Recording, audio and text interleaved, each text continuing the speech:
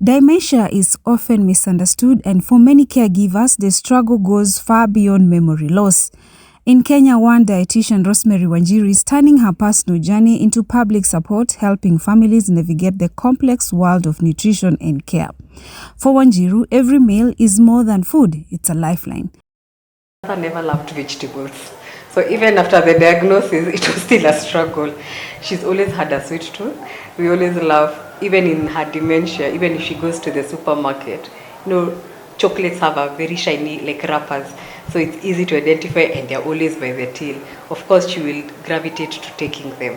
But now us as the caregivers, you have to be mindful to what to give and give in moderation. Yes, so she did have her favorite foods, even before the dementia. And also now it's hard to tell if she's enjoying because she cannot speak it out and say, oh, that was a lovely maybe piece of chicken.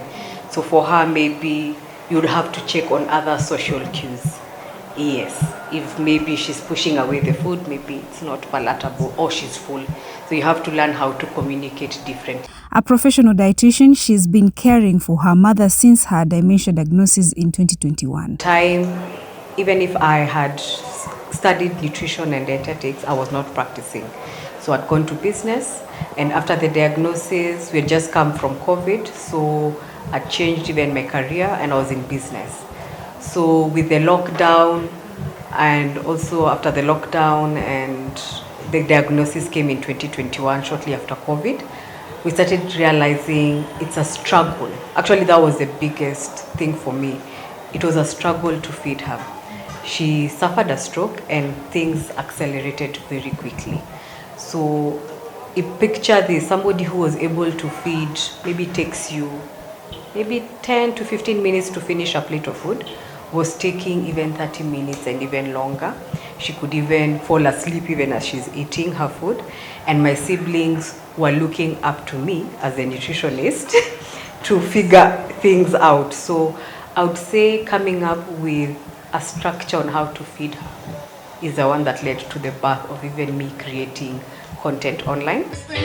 She's learned that music helps. Familiar tunes spark movement, sometimes even appetite. Wanjiru says dementia patients often forget they have eaten or refuse food altogether. It's a delicate balance between underfeeding and overeating. Her experience led her to create the Digital Dietitian, an online platform offering meal tips and emotional support for caregivers. Experts say dementia affects more than memory. With dementia, you're looking at foods that are called brain healthy foods. And those kind of foods are usually, of course, a high protein diet is very needed because it maintains overall muscle and brain is still a muscle. Antioxidant foods, berries, nuts, coconut oil, fish, at least twice a week. Those are high in omega-3, which is good for the brain. So brain healthy foods are highly encouraged. Leafy green vegetables. There's something we call the Mediterranean diet. So for dementia patients, we combine a mix of what we call the Mediterranean diet and a DASH diet. DASH diet is highly used for hypertensive patients, cardiovascular patients, to give them good heart health.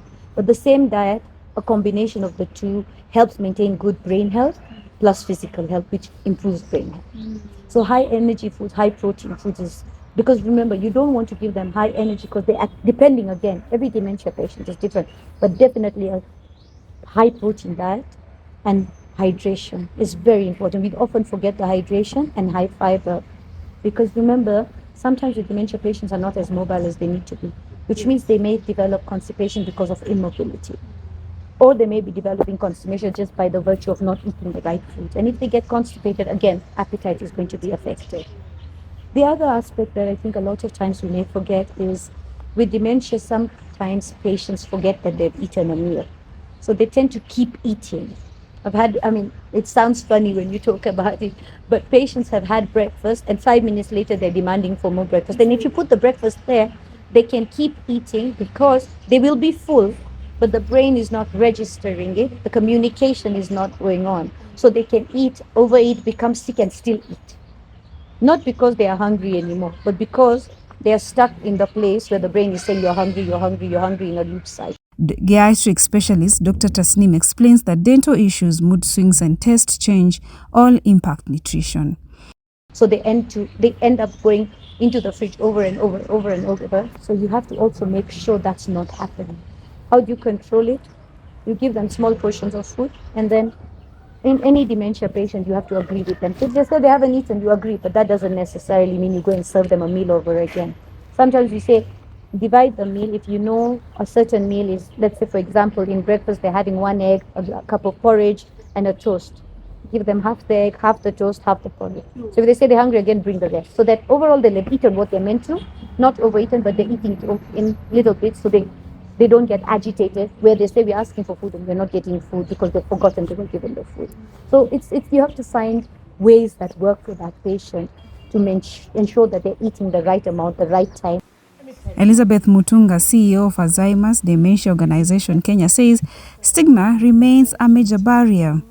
So one of the things that we really are pushing for also is something like a stipend for the people living, for the caregivers, because most of the caregivers will end up not having work because now they have to either leave what they're doing so that they're able to care for their loved ones. So for me, at least to have a stipend where they can be able to buy medicine, even if it's diapers, maybe not a lot of money, but at least a beginning of something. As we go along, we will push for more. But for me, I feel that is a very good thing. And also that's number one. Number two, for the government even to realize, because nobody talks much about dementia. Their policies are about cancer. People go out on the streets to speak about cancer. But you see dementia, because the person living with the disease is not the one who go and champion for their rights. It's their caregiver. For Wanjiru, the journey is far from easy, but with each meal, each moment, she's feeding more than a body, she's feeding memory, dignity, and hope. Reporting for the Eastleigh Voice, I'm Zainab Said.